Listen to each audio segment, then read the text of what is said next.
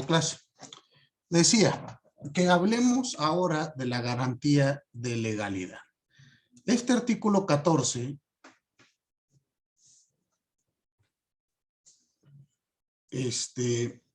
tiene, como ustedes se han dado cuenta, bastantes garantías que van a ser importantísimas para las cuestiones de las contribuciones. Esta garantía de legalidad vamos a analizarla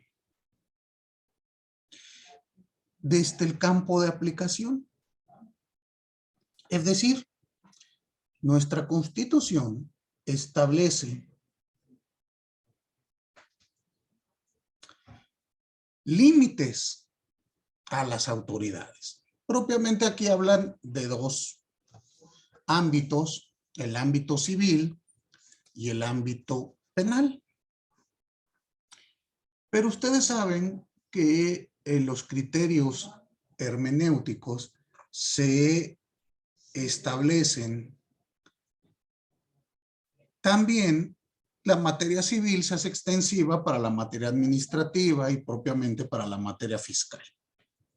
Muy bien, en algunos aspectos aplicaremos tercer párrafo y en otros aspectos cuarto párrafo, propiamente cuando hablemos de el derecho penal fiscal.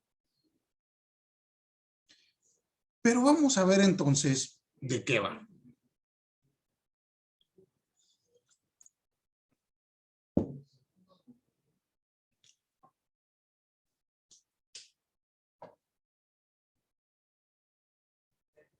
Este principio de legalidad se va a aplicar desde el punto de vista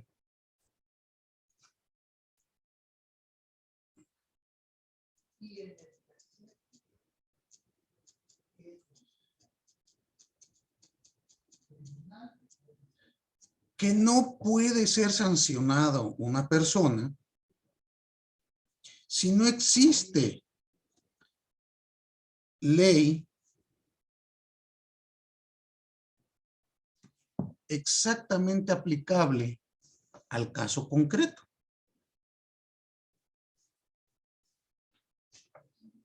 ¿Qué quiere decir esto?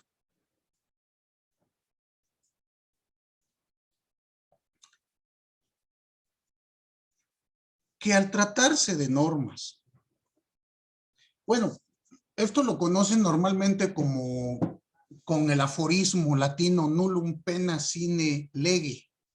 ¿Lo han escuchado? Que también es aplicable a la materia de contribuciones cuando decimos, pues no hay impuesto si no hay ley. Y por lo tanto, tenemos que establecer y ver con precisión esta garantía de legalidad. ¿Qué quiere decir?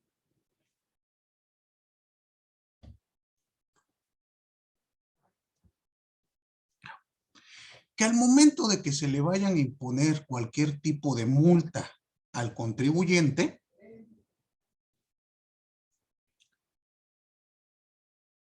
se deben de expresar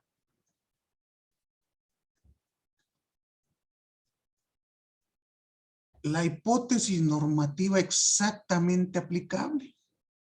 Y debe de haber una ley que permita la aplicación de la infracción.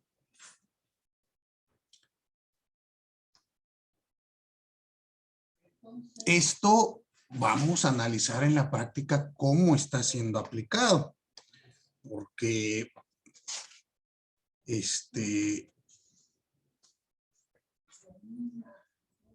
vamos a encontrar que en el Código Fiscal de la Federación existen muchas multas genéricas, multas en abstracto, incluso algunas no tienen hipótesis, vamos a decir, concretas, si no es, su generalidad es tan amplia que se está violentando la garantía de legalidad. Y por lo tanto, hay que entender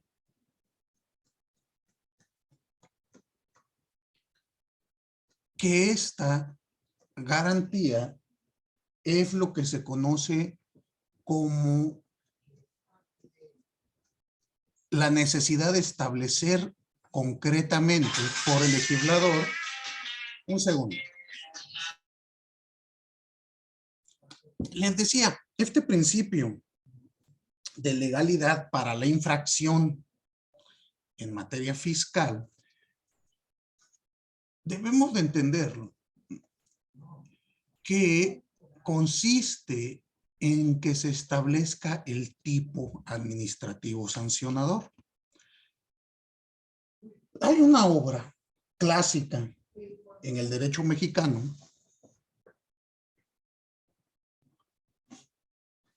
es la obra de Miguel Ángel García Domínguez, Teoría de la infracción fiscal. Habla del derecho fiscal penal y de la infracción fiscal. Entonces, si ustedes son curiosos, el libro, pues, lamentablemente ya no se edita. Es de editorial Cárdenas, ya ven que ya desapareció Cárdenas Editores, pero si lo encuentran por ahí en los libros de viejo, ahí en una librería de estas de viejo o digital, yo no he buscado si está digitalizado, pero van a encontrar que este libro parece un estudio de derecho penal. Van a encontrar el capítulo de tipicidad, antijuridicidad, causas de justificación, inimputabilidad, imputabilidad, culpabilidad, dolos, tipos de dolos y culpa. Y estas circunstancias, sí, en materia penal ya lo hemos entendido. ¿Están de acuerdo? En materia penal, hoy por hoy, es común, bueno, sería impensable que no existiese el tipo penal. ¿Están de acuerdo? La exacta descripción de la norma y la sanción que se me va a aplicar, bueno, el parámetro que se me va a aplicar. Pero en materia administrativa y fiscal todavía estamos dando apenas pasos para llegar a este lugar. Entonces, yo los invito a que utilicen estas circunstancias. Un segundo, por favor. El principio de legalidad. Este libro, se los recomiendo mucho que lo lean, el del doctor Miguel Ángel García Domínguez, porque está enfocado a ¿Podría repetir? Sí, sirve. El nombre, maestro, gracias. Es el doctor Miguel Ángel García Domínguez y el libro se llama Teoría de la infracción fiscal. Cárdenas Editores. Reitero, el problema que es, pues que ya no lo están editando. Si lo encuentran en libros de viejo o en internet, pues compártanlo en el chat. Pero este otro libro que les voy a recomendar, y se consigue, incluso ahora está hasta barato. A mí me costó como 3,000 pesos y ahorita creo que ya vale como 800 pesos. El libro se llama Derecho Administrativo Sancionador, parte general.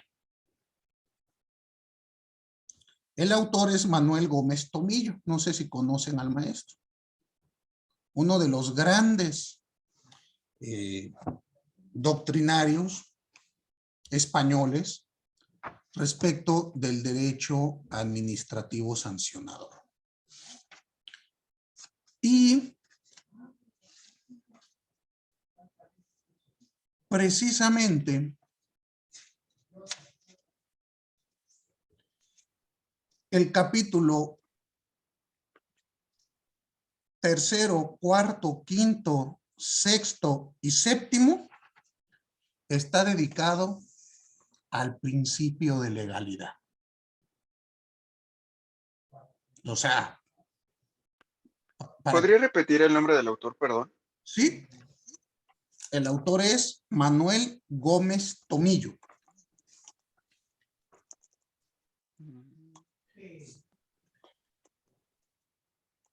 El primer aspecto de la legalidad es el que yo les indicaba.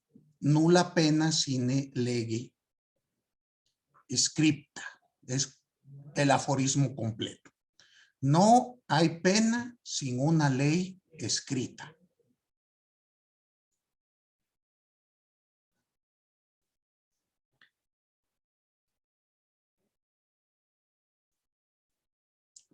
Pero a su vez, este principio va a tener más elementos.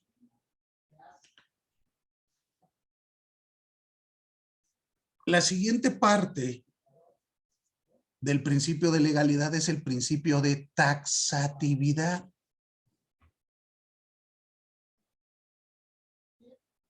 Y aquí es donde yo les digo que el Código Fiscal falla en algunas infracciones. ¿A qué se refiere la taxatividad? A que debe de contenerse el elemento de hecho que será sancionado expresamente y de manera cierta. El aforismo vendría a ser nula pena sine lege cierta.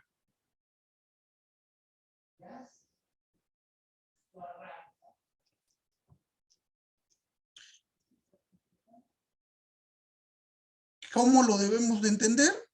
Esta taxatividad. Si no se me dice por legislador exactamente cuál es el hecho por el cual seré sancionado, se está incumpliendo con este principio. ¿Queda claro?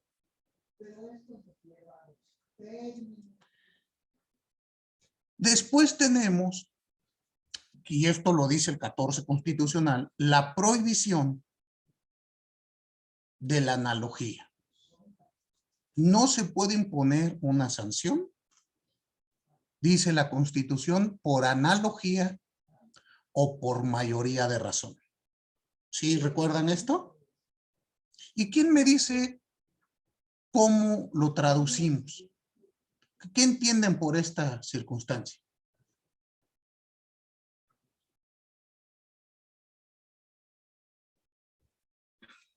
Yo, pues se refiere como a los argumentos lógicos jurídicos para determinar y también justificar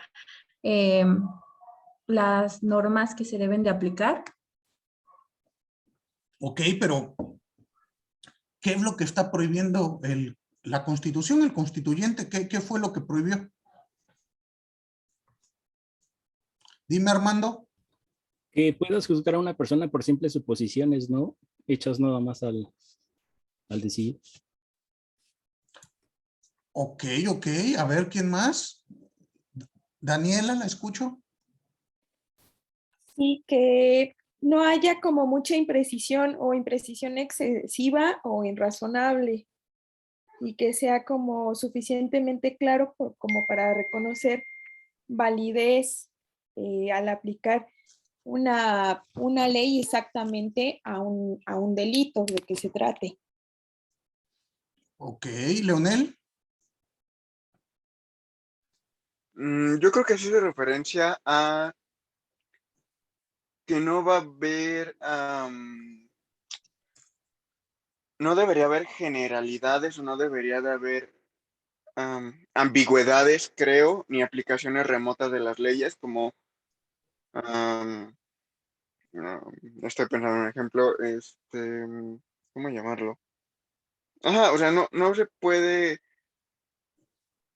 poner un supuesto que es similar al que está exactamente encuadrado en la conducta y que debido a que es similar o es parecida, se le va a aplicar la misma pena.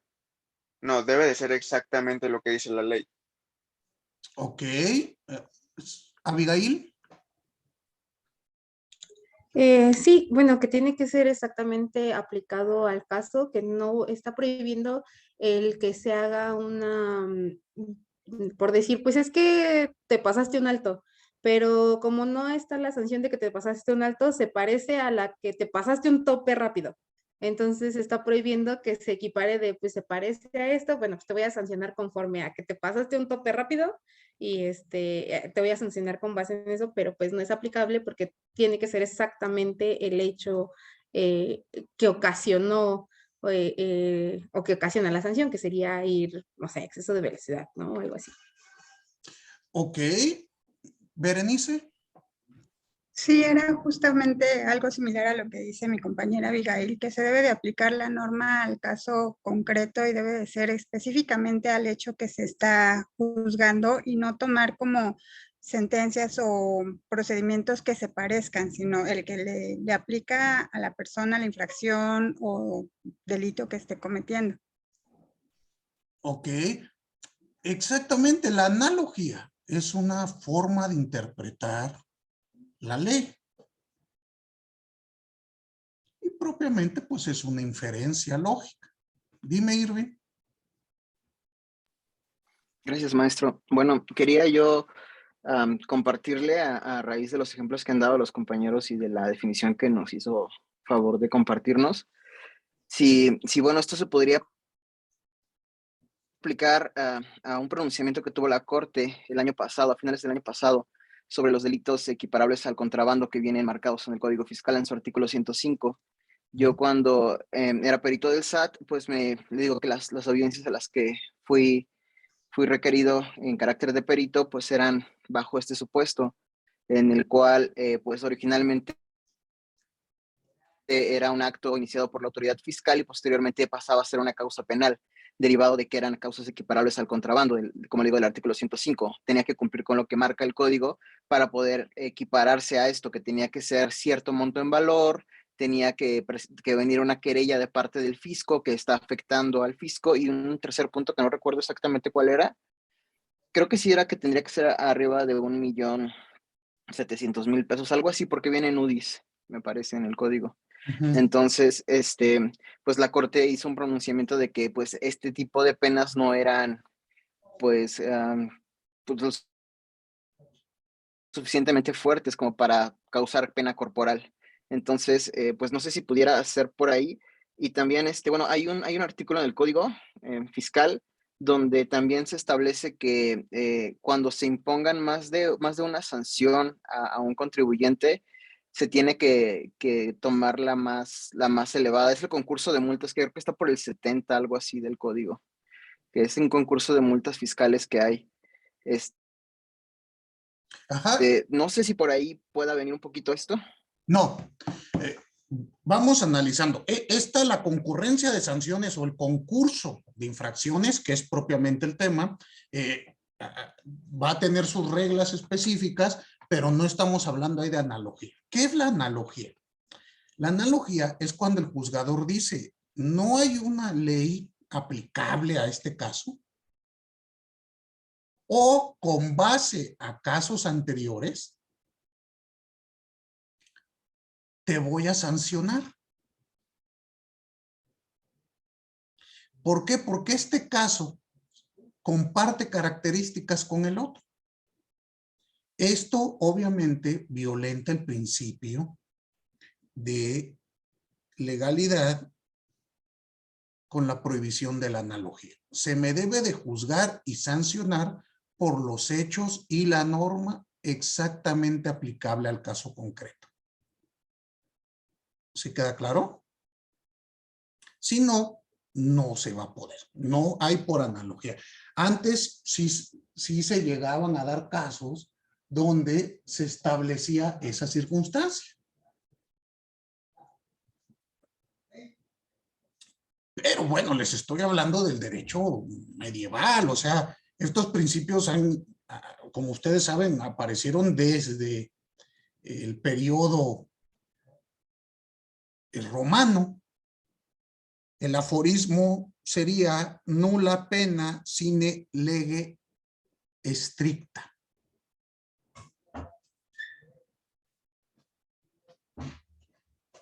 Muy bien.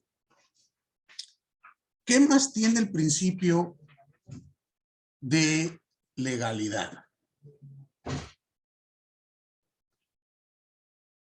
Ya vimos que la irretroactividad de la ley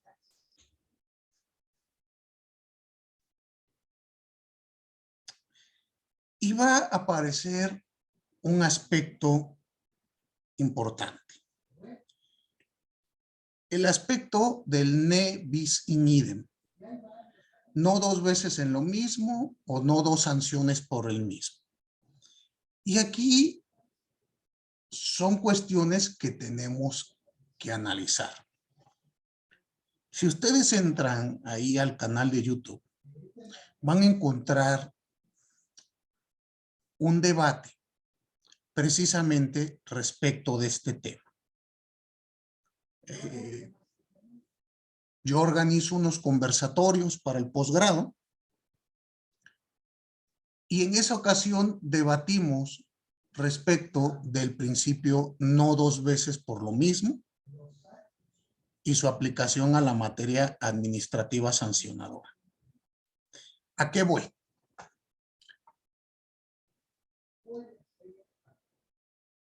Existe en nuestro país una tendencia de política pública encaminada a volver todo penal. ¿No lo han notado ustedes? Todo se quiere hacer penal y pensamos que con el derecho penal vamos a solucionar todos los problemas del mundo. Y así como nos dice Irving, bueno, es que usted ahora ya fue un nuevo tipo penal que es tal cosa, ¿no? Similar al contrabando. Y entonces, ¿qué se da? Se dan casos en donde se me sanciona fiscalmente, se me hace un procedimiento, se me multa y se me embargan bienes. Y a su vez, se me inicia un procedimiento penal, donde también se me sanciona, se me pueden asegurar bienes y hasta meterme a la cárcel, porque ya ven que lo querían poner como prisión preventiva oficiosa.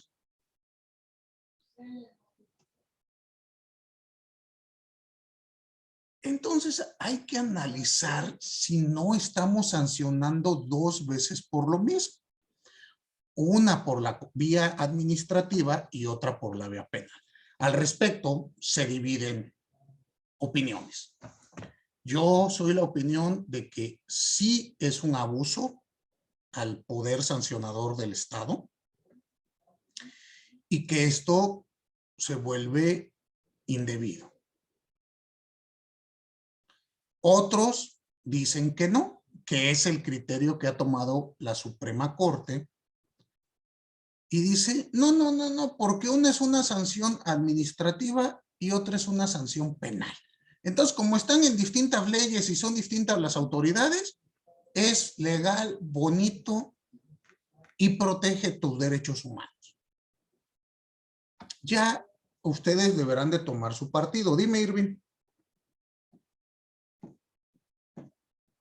Gracias, maestro. Bueno, solamente quería complementar esto diciendo que, pues, como usted bien comenta, en la práctica sí se das cuenta que se violan muchísimos derechos, ¿no?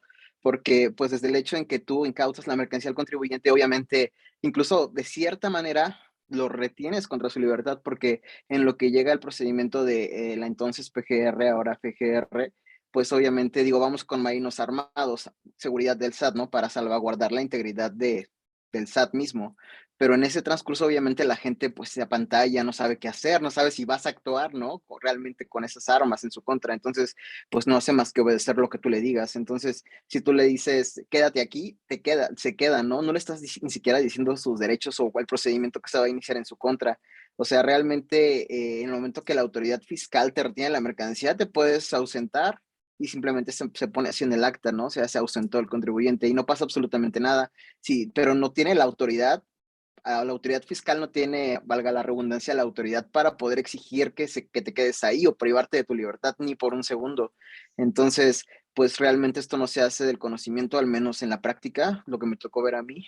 Y pues sí, o sea, realmente siento yo que se obra de mala fe, ¿sabe? Incluso con un artículo que está ahí por el Código Civil que también habla de eso, pero es más relacionado a los contratos, me acordé ahorita. Pero sí se obra de mala fe porque pues realmente no se explica al contribuyente, al principio contribuyente, todo el procedimiento que se va a llevar en su contra. Entonces siento que se están violentando muchos derechos desde ahí. Y pues obviamente lo que ya hemos comentado, ¿no? Que se le hacen firmar cosas, y pues cuestiones que pues realmente incluso a lo mejor no entiende del todo. Ok, sí, claro, claro. En la práctica, claro que hay violaciones a los derechos a toda hora y en todo lugar. Incluso cuando yo llego a debatirlas ante los jueces, hasta se ofenden y me dicen, ¿cómo se atreve usted siquiera a suponer, a insinuar que la policía realizó una detención ilegal? Yo no voy a permitir que en mi juzgado venga usted a decir esas cosas. Así me han dicho. Y yo volteo y digo, claro, pues vivo en jauja, ¿verdad? Aquí, si lo que más tengo son derechos y protección. Entonces, pero aquí va un poquito más al aspecto de la reglamentación desde la norma misma. Cuando permite esta doble sanción, creo yo que estamos violando un derecho humano.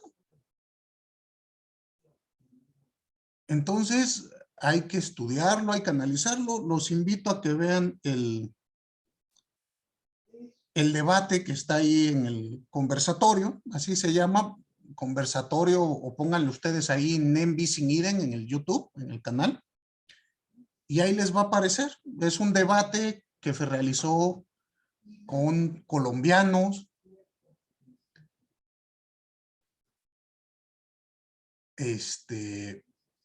mexicanos, está el aspecto de la dogmática, los litigantes, la autoridad y los extranjeros. La idea es que ustedes tengan una visión más amplia del tema. Estos conversatorios los hago cada semestre con la finalidad de pues que los alumnos lleven una visión pues, un poco distinta de estos temas a veces conflictivos.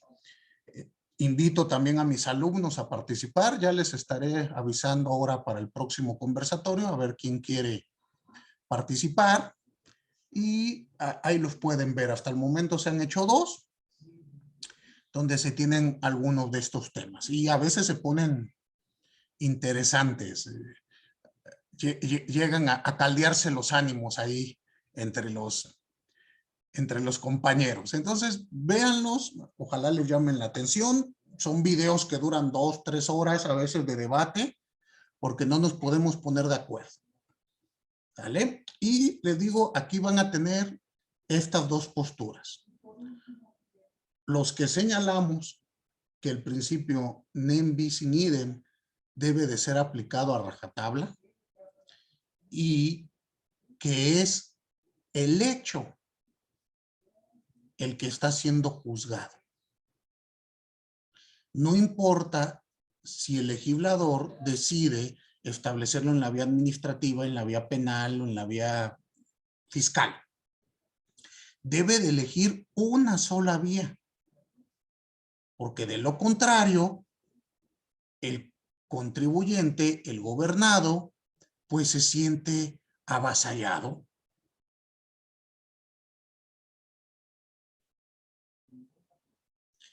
Y son formas de presionar, porque pues ¿cuál mayor presión hay que un procedimiento penal, no creen? Que te digan, te vamos a meter en la cárcel un rato o pagas tus impuestos. No, pues de volada veo cómo pago, ¿no? Pero hay que entender nuevamente, por lo menos desde la protección de los derechos humanos, no es adecuada esta política. aunado a que los procedimientos penales, ustedes lo saben, tienen únicamente una efectividad del 5%. Entonces, pues, ¿para qué le voy a dejar a un instrumento que tiene tan poca eficacia esta situación? Que reitero, a mí me suena más a espantarte para que pagues. Dime, Leonel. Profesor, una disculpa, ahorita hablando de derecho humano, ¿cuál sería el derecho humano que se vulnera en este caso de que el Estado vaya por doble vía, por así llamarlo? Pues es propiamente el principio nem bis in idem, está garantizado en el Pacto de San José y en nuestra Constitución, artículo 23 constitucional. Es un límite al poder estatal.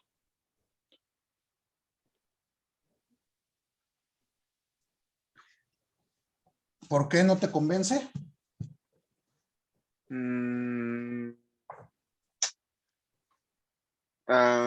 Sí me convence considerando exactamente que nadie puede ser juzgado dos por el mismo acto, ¿no? Pero es que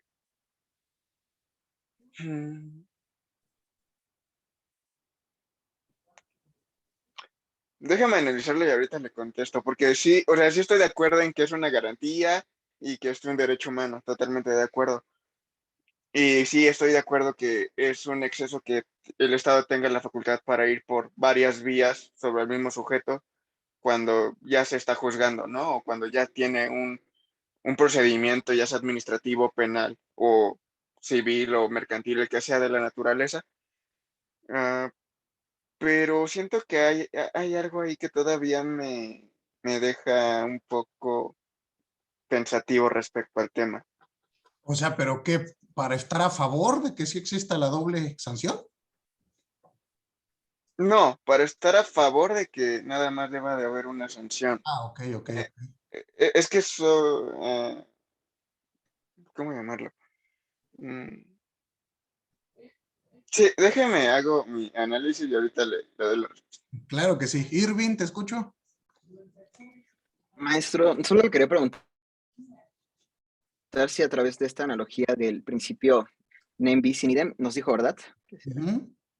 Se podría tirar un asunto de estos dos, digamos que, por ejemplo, en el tribunal donde yo estaba declarando en el carácter de perito, si la defensa hubiera hecho alusión a esta violación de este derecho humano, pudiera haber entrado en razón el juez, digo, dejando de un lado que también se llevan a cabo pues actos internos de la autoridad, como usted sabe, o sea, al SAT le piden recaudar, a PGR o FGR,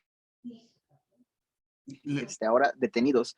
Entonces, pues se van obviamente por los más sencillitos, no seas, como le digo, tratan de vincular equipararlos al contrabando, señores de PACA, o sea, cuestiones fáciles, ¿no? Obviamente ganan sueldos para irse por cosas más grandes, pero pues no lo hacen. Entonces tratan de buscar vías para poder cubrir su meta con lo más fácil, ¿no? Entonces, pues no sé si a lo mejor esto pudiera caer para que un juez pudiera pues tener esta analogía y pues llevar a algo más, no sé cómo decirlo, justo.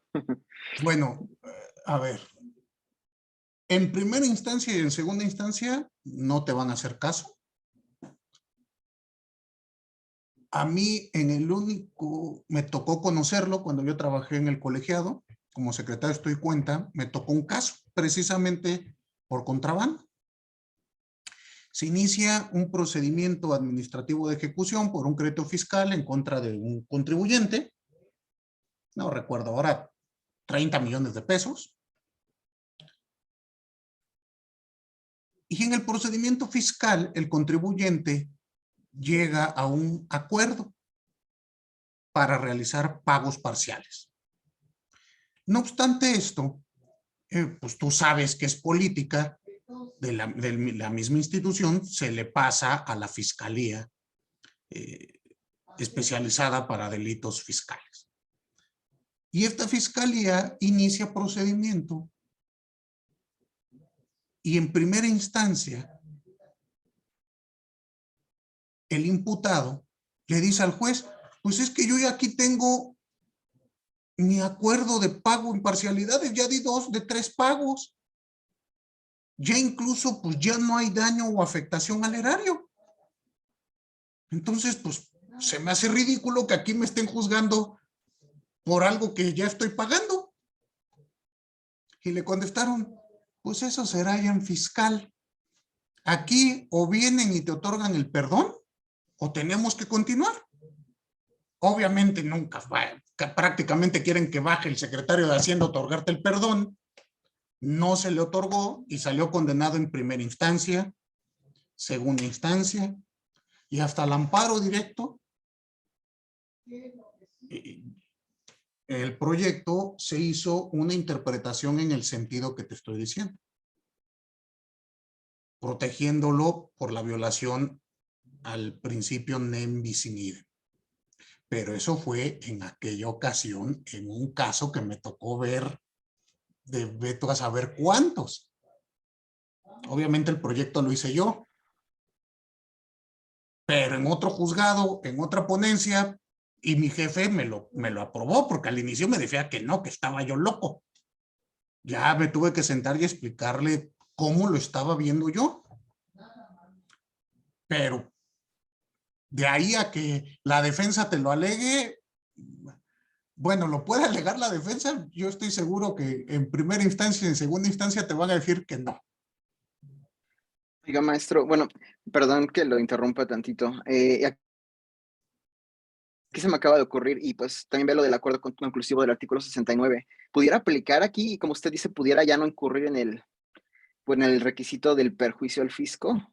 Si el cliente va a Prodecon y hace alusión a su acuerdo conclusivo que tiene derecho. Pero Si el cliente, si el contribuyente, perdón. sí. Pero vamos, es que no impactaría uno al otro. Si ya iniciaron el procedimiento penal. Ya sigue. Sí, o sea, es que precisamente por eso le digo lo peligroso de establecer 2 vías de sanción. Porque se puede dar que me sancionen 2 veces o que en uno salgo absuelto y en otro condenado. O en los 2 absueltos. Y lo que trata de evitar esta garantía es precisamente que existan resoluciones contradictorias. Pero, reitero, o sea, tenemos miles de procedimientos ya con estas características. La extinción de dominio es otro claro ejemplo que, desde mi opinión, se está violentando el 23 constitucional. Igual la Corte ya dijo que no, que todo es legal, bonito y te protege tus derechos humanos. Entonces, hay que irlo analizando. Dime, Leonel. Ya, ahora sí, tal vez primero me gustaría, no sé si,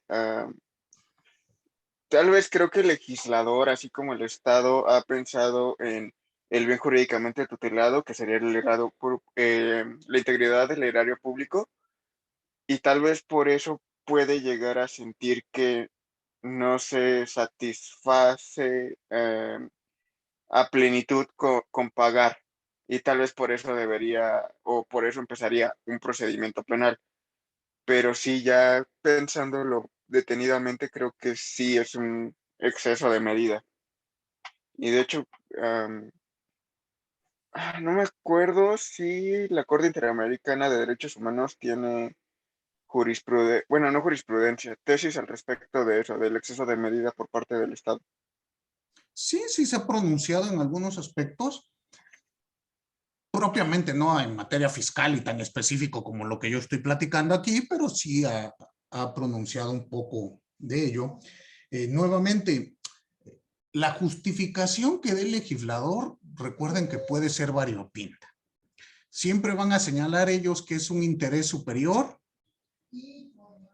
el de recaudar que la libertad o los derechos individuales del contribuyente.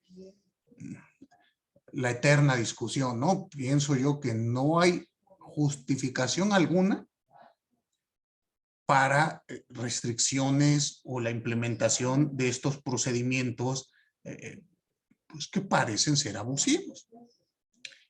Aaron Barak, en su libro de proporcionalidad, nos indica que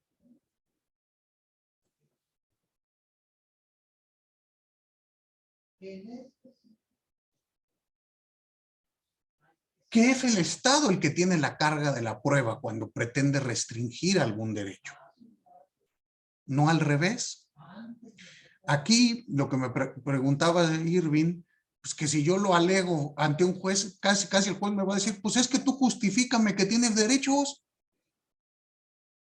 Porque si el legislador ya puso que yo puedo hacer esto, yo lo voy a hacer y ya.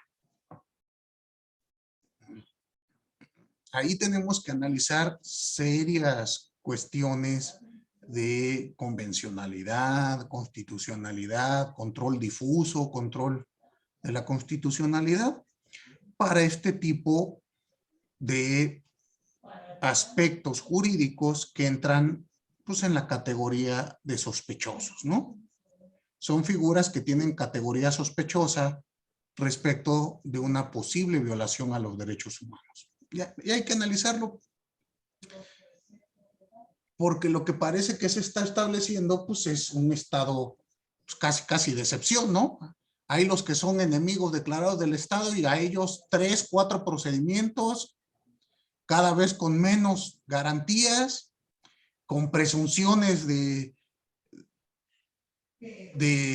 contrabando, presunción de acto ilícito, y esto pues se vuelve terrible.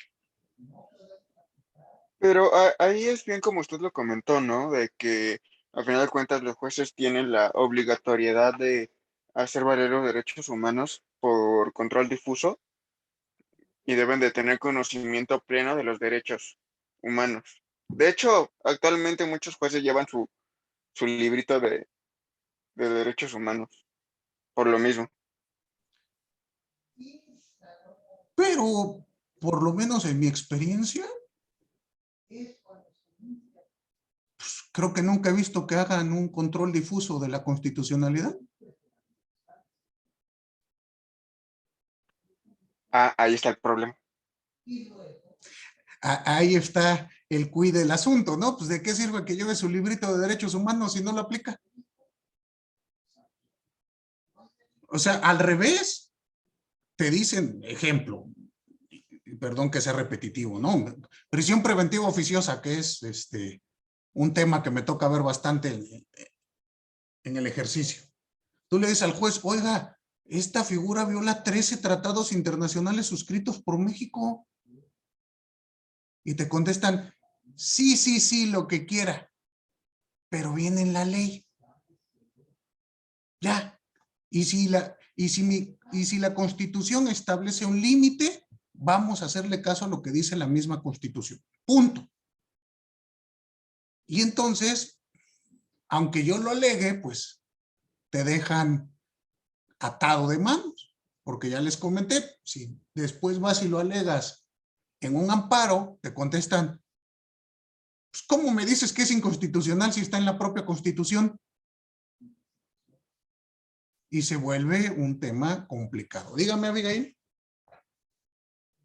Suelo comentar que igual también hay es jurisprudencia, donde dice que si el juzgador se percata que no hay una violación al derecho humano, aun cuando lo hagan valer dentro de su demanda, no hace falta que diga o que justifique, en este caso el tribunal, porque no va a ser el control de constitucionalidad o convencionalidad. Simplemente dice, pues yo no advertí que haya violaciones a tu derecho y pues ya, hasta ahí. Y se justifica justo con esa jurisprudencia.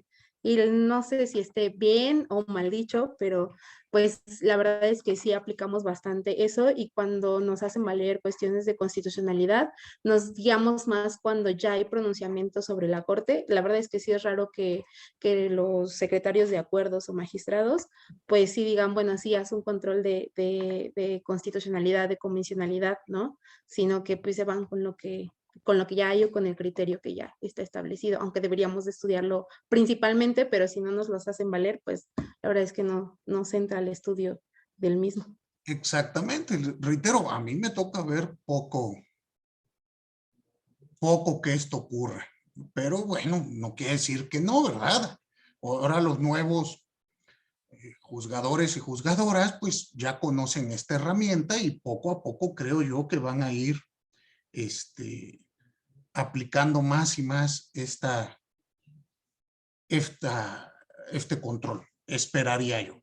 Pero bueno, fíjense, todo lo que nos dio este artículo 14 constitucional tiene bastante carnita. ¿Cuál es el artículo que sigue a continuación? El artículo 16 constitucional.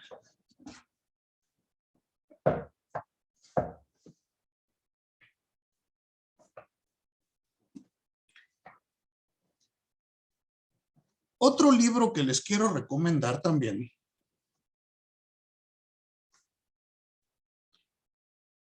es la obra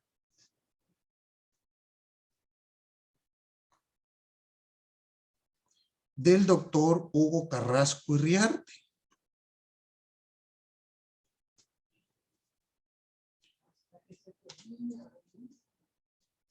¿Podría repetirlo, profesor? Es que no escuché. Hugo Carrasco Iriarte. Derecho Fiscal Constitucional. El doctor, ustedes saben que el doctor Hugo Carrasco pues es de los grandes fiscalistas que tenemos en nuestra universidad.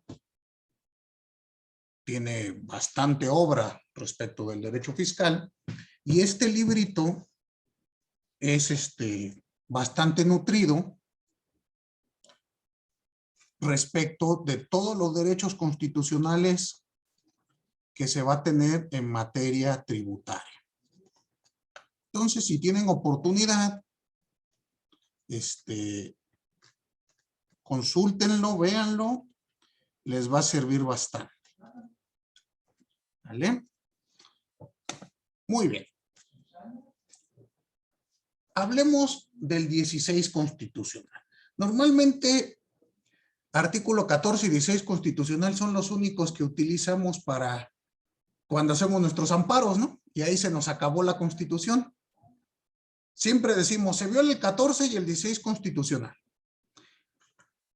¿Cuál es la razón de ser? Bueno, pues como ustedes han notado, estos artículos establecen los principios de legalidad, la garantía de audiencia, la obligación de fundar y motivar todo acto de molestia, que pues se convierten en la armadura de el gobernado para poner límites a la autoridad. Entonces, ahora vamos a estudiar este artículo 16.